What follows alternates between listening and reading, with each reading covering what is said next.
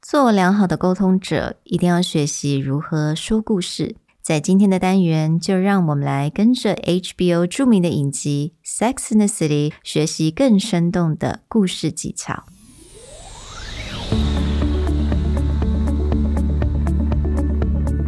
Hello， 欢迎来到 Executive Plus 主管与沟通力的 Podcast。I'm Sherry, an educator, certified coach, and style enthusiast. 我相信专业有效的沟通是语言跟逻辑的完美结合。And I'm Nick, a startup consultant, corporate trainer, and late-night gaming junkie. I believe great communication requires the right mindset and solid frameworks. 我们希望带给大家职场英语的技能、跨文化沟通技巧与其他能帮助您成为出色领导者的工具。Join us each week as we share our experience, research, and methodologies to take your communication and language skills from good to great.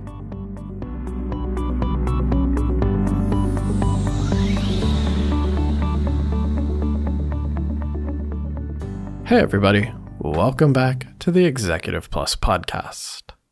Today, we're going to talk about that show that I'm pretty sure every woman who was in her teens, 20s, or 30s in the 90s and early 2000s was almost like their relationship Bible. Yes, we're talking about HBO's hit show, Sex and the City. So many of you may think that unless you have a Cosmo in hand and are ready for some girl talk, this might not be the episode for you. But we wanted to bring this show, a special favorite of Sherry's, back up because, as we hinted at the episode at the beginning of the month, there's a really interesting storytelling element in the way that they plan out the plots and the way they plan out the storyline of each episode of Sex and the City in a way that makes it a true modern way of telling a fairy tale story. So we want to break that down a little bit and talk about what can you learn about storytelling and communication from Carrie and the rest of the Sex and the City crew. I absolutely love this show. Like, basically, this was the show that got me to New York, literally. I'm sure my dad would love to hear that. Don't tell him. So, 欲望城市，我相信几乎所有的女生应该都可能看过几集，或者是你跟我一样都是她的 big fan。那 Carrie, Samantha, Miranda and Charlotte 这四个角色呢，他们从第一季一直开始呢，他们就维持了一个非常 consistent 的一个说故事的方法。那我们今天想要带给大家，他们是如何这么生动的去说故事，而且呢，他的技巧，我们是应该怎么样来实用或运用在我们的生活当中。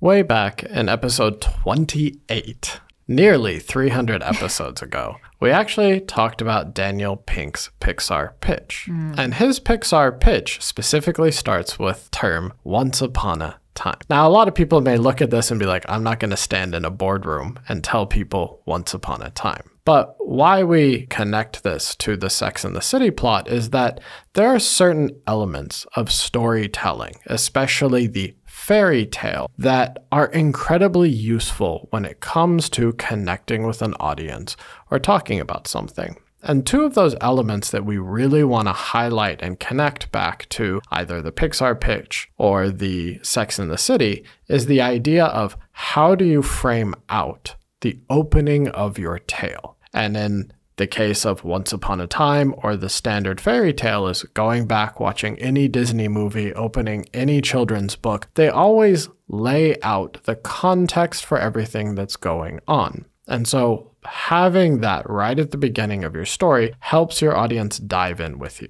The second thing that's really important when it comes to whether a modern or traditional version of a fairy tale story is there's always a moral. Whether you're watching Sleeping Beauty, Cinderella, or any number of fairy tales, there's always some moral to the story that you're supposed to learn. And they're never explicit about it, but whether it's through the character interactions, the wins or losses, you're supposed to pull a moral out of this story, which is something that Sex and the City does incredibly well at the end of each episode. Yeah. I think what Sex and the City does, and that was really different at a time, is that they basically explicitly tell you what each episode's themes is about. 所以在它 opening music 之后呢，你就会看到它这个主题就会出来。那 let's take an example of the attack of 5'10" woman. Okay, 所以你一刚开始你就会看到这个 attack of the 5'10" woman. 那你就会想说，到底这是什么意思? So in context, 5'10" women are usually the one that looks like model. Like right? a taller model style figure, right? Most of the characters in the show are probably somewhere around 5'6". Exactly.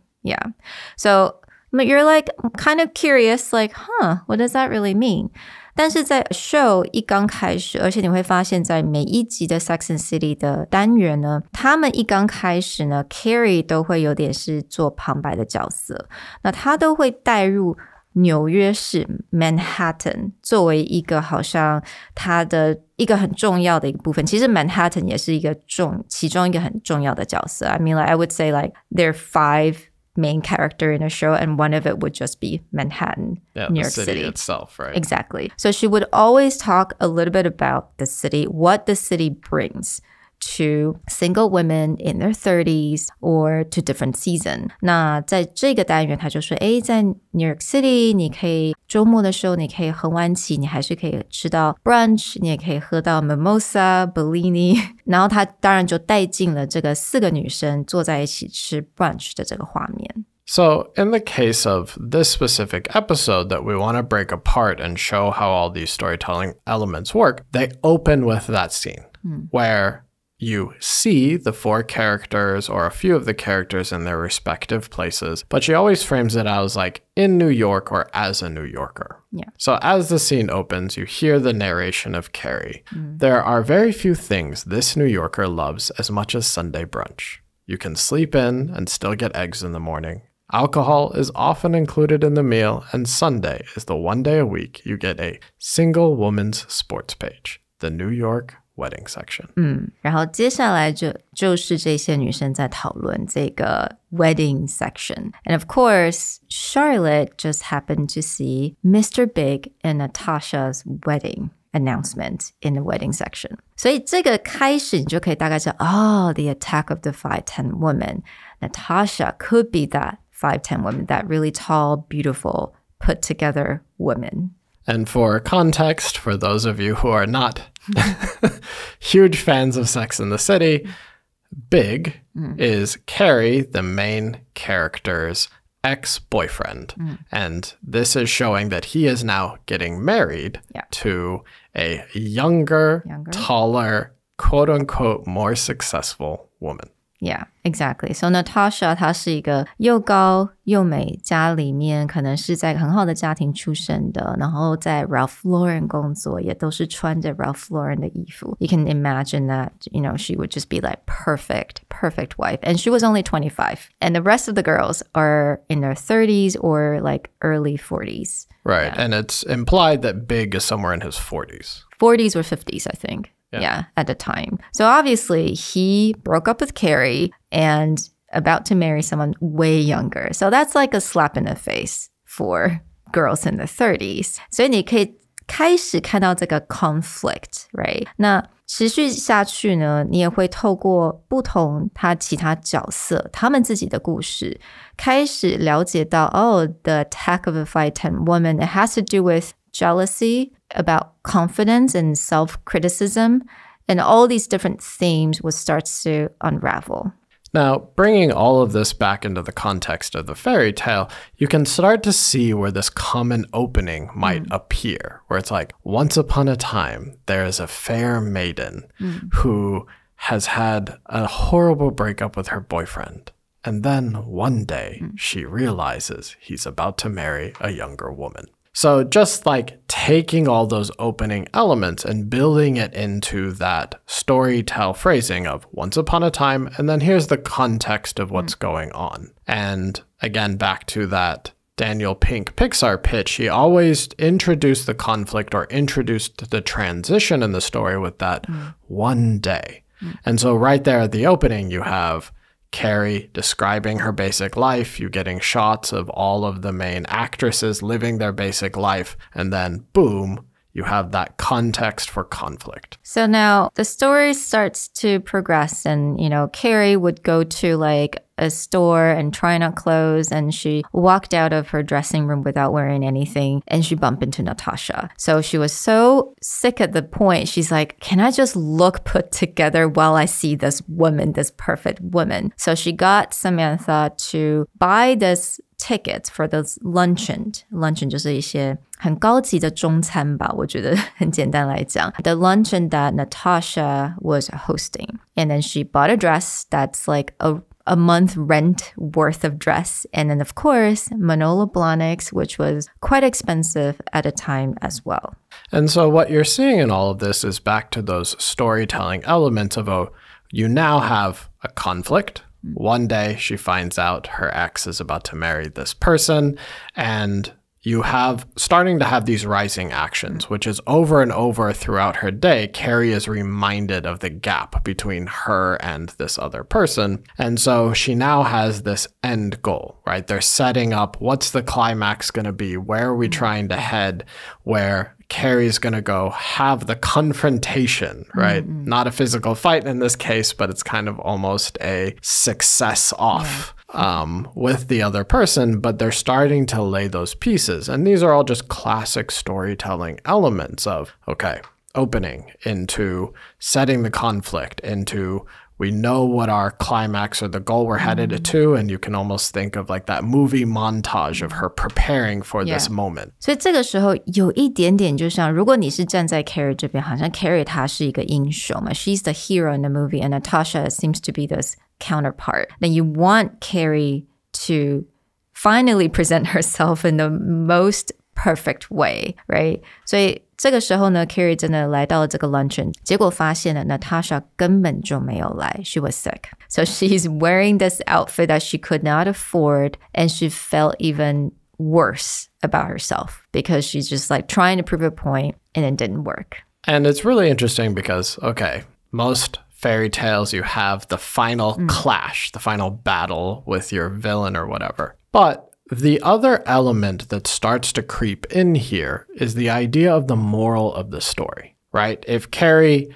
builds herself up and she goes and battles and beats Natasha in looking good or being successful or whatever measure that you want to put it there, you may just think this is about pulling yourself together. But throughout the show and throughout any good fairy tale, they start to sprinkle what the true meaning, the true idea or moral behind the story is. And not only throughout Carrie's journey, but they start to bring the other characters in, which is this idea of, in this case, women struggling with their own body image or with their own self-esteem, especially when comparing themselves to other women. Or other women's expectations. 而且在这个时候呢，观众会渐渐的开始跟着故事，跟着这个角色，你也会觉得说，我们 Carrie 为什么要那么在乎 Natasha 想什么 What does it matter?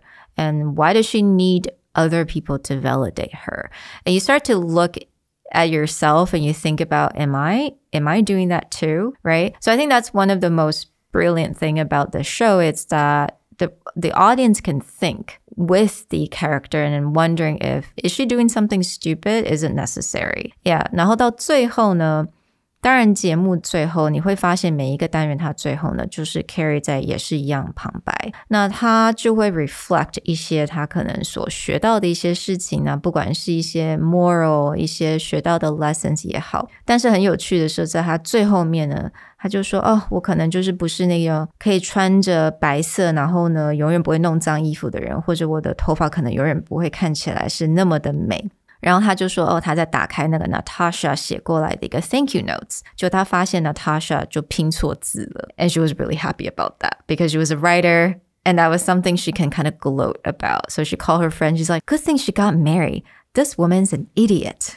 So you have that sort of conclusion that after the climax of either Natasha not showing up or her really learning that lesson, you just kind of have that little wink at the end. You could call it a happily ever after. But really getting to that last piece where she's coming under to the realization of what is the thing she's actually supposed to learn there? And it's interesting because all of the side characters also face something similar. In this case, the woman that Carrie is directly comparing herself to is her ex-boyfriend's fiance. But then you also have side stories of Miranda, who has a nanny who is an older woman. A cleaning lady, yeah. Yeah, a cleaning lady who's incredibly critical of how she leads her life and why she doesn't have a man in her life. So she's comparing herself or criticizing herself based on this older woman's expectation of her. Then Charlotte is having some body image issues, and it's her own expectation of who she should be. And so it's always that idea that there's some woman whose expectation they're trying to live up to. But again, back to that moral at the very end is, why should you? And is that the correct way to think about it? Yeah, exactly. So towards the end, the audience starts to think about why are we doing this? Why do we feel jealousy? Why do we feel, that we're not enough? So, 但我觉得很聪明一点就是这个 show 它不会跟你讲什么是对，什么是错。They never pointed out what's right or what's wrong. They let you think about it and come to your own conclusions at the end. Yeah, and very often you'll actually find that Carrie frames the end of an episode with a question where by looking at the storylines, by looking at what the outcomes are, you can start to think about what is supposed to be learned from this without directly saying what it should be. And in children's fairy tales, sometimes they're a little bit more explicit, but a lot of times when you just look back on it, there are things to be learned, and it doesn't have to be written down like lesson number 1, learn this. And so this is what just made Sex and the City such an interesting modern version of storytelling, especially storytelling of the fairy tale type, because you have that once upon a time opening style consistently that frames out the plot. Then throughout the actions of there, you kind of walk away with a lesson that you're supposed to mull over. Very much that idea of a moral. Yeah. And another thing I wanted to talk about is that because the way they tell the story and because they don't explicitly tell you what's right and what's wrong, they want you to pull your own experience and think about, what that means to you. It's timeless. Like you can still go back to these episodes and it still is relevant because, hey, jealousies happen and self-criticism happen every single day. So I think that's one of the reasons why I think it's just so brilliant, the way they wrote the show. Well, we hope you enjoy this. If you have time, it's definitely a show worth going back to. Of course, you may find that one thing is that era of fashion is coming back into play. Another thing is, even though we laugh at the technology or, oh, they're using beepers or payphones, the reality is the storylines, the way that people, especially the psychology of the main characters, hasn't changed. And so it's a really interesting thing to go back and review. We'll talk to you guys next time. Bye. Bye.